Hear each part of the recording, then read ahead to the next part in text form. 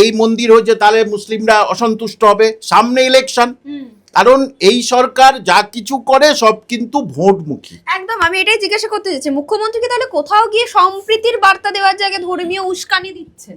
সম্প্রীতির বার্তা মুখে বলা যায়, ঠিক আছে, মুখে বলা যায়, কিন্তু এই যে এর পাশে, হ্যাঁ, পশ্চিমবঙ্গে মন্দির মসজিদ পাশাপাশি সহাবস্থান করে, এটা আমাদের রক্তে লেখা আছে, কিন্তু ওখানে মন্দির করলাম, এবারে তার একটু দূরে আমি মন্দির করব, হ্যাঁ, সংখ্যালঘুরা এইবারে অনেকে আছে যারা বলতে পারে যা ওই হয়েছে তাহলে আমাদের ভোটে তুমি যেত, তাহলে আমাদের জন্য করতে হবে, কিন্তু আমি এটার পক্ষপাতী নয়।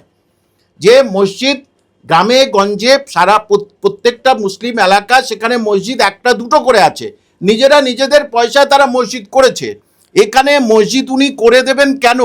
কি দরকার? মুসলমানরা কি একেবারে ভিক্ষুক হয়ে গেছে, না মুসলমানরা একেবারে অকেজ হয়ে গেছে পশ্চিমবঙ্গে